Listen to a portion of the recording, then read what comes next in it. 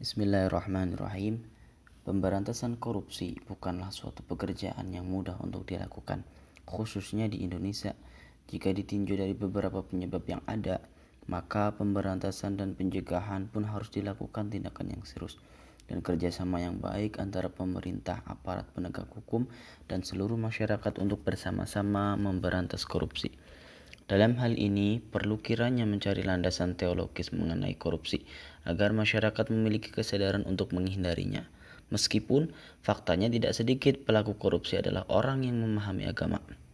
Di dalam Al-Quran ada beberapa ayat yang berkaitan dengan korupsi. Salah satunya tercantum dalam Quran surat Ali Imran ayat 161 yang artinya, dan tidak mungkin seorang nabi berkhianat dalam urusan harta rampasan perang. Barang siapa yang berkhianat, niscaya pada hari kiamat dia akan membawa apa yang dikhianatkannya itu. Kemudian setiap orang akan diberi balasan yang sempurna sesuai dengan apa yang dilakukannya, dan mereka tidak dizalimi.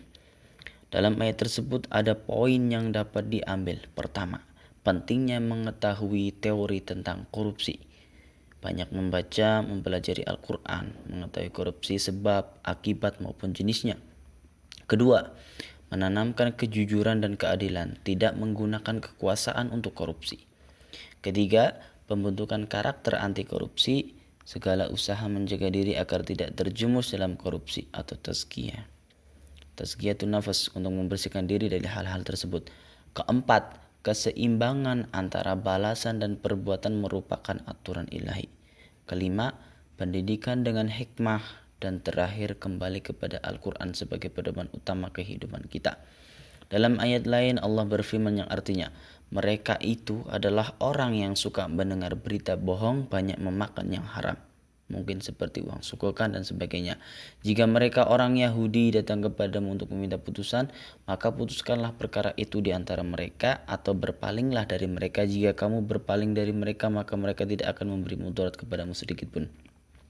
Dan jika kamu memutuskan perkara mereka, maka putuskanlah perkara itu di antara mereka dengan adil. Sesungguhnya Allah menyukai orang-orang yang adil. Imam Al-Zamakhsyari dalam tafsirnya bahwa yang dimaksud dengan al-suhad adalah harta haram, sedangkan Imam Ibnu Khuzaim Andat seperti yang dikutip oleh Imam Al-Qurtubi menjelaskan bahwa yang dimaksud dengan as-suhad adalah bila seseorang makan karena kekuasaannya, itu lantaran dia memiliki jabatan di sisi penguasa. Kemudian seseorang meminta sesuatu keperluan kepadanya, namun dia tidak mau memenuhi kecuali dengan adanya suap atau riswah yang dapat diambilnya. Jika kembali dicermati, ayat tersebut menjelaskan praktek korupsi seperti yang terjadi pada konteks kekinian. Adapun isyarat pendidikan anti korupsi dari ayat tersebut adalah tentang pentingnya mengetahui indikasi kebohongan yang dilakukan para koruptor untuk mengamankan perkara mereka, seperti upaya orang-orang Yahudi dalam mempermainkan hukum sesuai kepentingan mereka, bahkan memojokkan Rasulullah SAW sebagai hakim sebagaimana dalam ayat tersebut. Berikutnya adalah menumbuhkan rasa percaya diri dan keimanan kepada Allah Subhanahu wa ta'ala sebagai kecerdasan spiritual, meyakini tidak akan hancur dan jatuh apabila meninggalkan korupsi. Biasanya ketika seseorang sudah merasa ketakutan akan kehilangan jabatan ataupun pengaruhnya, selalu berusaha menutupinya walaupun harus menyuap mahal untuk itu. Dalam ayat lain Allah Ta'ala juga berfirman dalam surat Quran Al-Ma'idah ayat 38, yang artinya laki-laki yang mencuri dan perempuan yang mencuri, potonglah tangan keduanya sebagai pembalasan bagi apa yang mereka kerjakan dan sebagai siksaan dari Allah, dan Allah Maha Perkasa lagi Maha Bijaksana.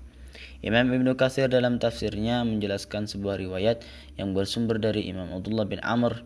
Ia mengatakan bahwa ayat ini turun berkenaan dengan seorang wanita yang mencuri. Maka datanglah orang yang kucuriannya itu dan berkata kepada Nabi SAW, "Wahai Nabi, wanita ini telah mencuri perhiasan kami." Maka wanita itu berkata, "Kami akan menebus curiannya." Nabi bersabda, "Potonglah tangannya." Kaumnya berkata, "Kami akan menebusnya dengan 500 dinar." Maka Nabi SAW pun bersabda, "Potonglah tangannya." Maka dipotonglah tangan kanannya. Kemudian wanita itu bertanya, "Ya Rasul, apakah ada jalan untuk aku bertobat?" Jawab Nabi SAW, "Engkau kini telah bersih dari dosamu sebagaimana engkau lahir dari perut ibumu." Kemudian turunlah ayat tersebut. Dari ayat tersebut memberikan pelajaran tentang pentingnya penegakan hukum yang adil dan tegas. Selain itu juga perlu membangun kekuatan iman sehingga tidak tergoda dengan limpahan harta untuk mengkhianati hukum tersebut. Rasulullah SAW bersabda, mukmin yang kuat lebih baik dan lebih dicintai oleh Allah daripada mukmin yang lemah. Namun keduanya tetap memiliki kebaikan. Bersemangatlah atas hal-hal yang bermanfaat bagimu, minta tolonglah kepada Allah dan janganlah engkau lemah.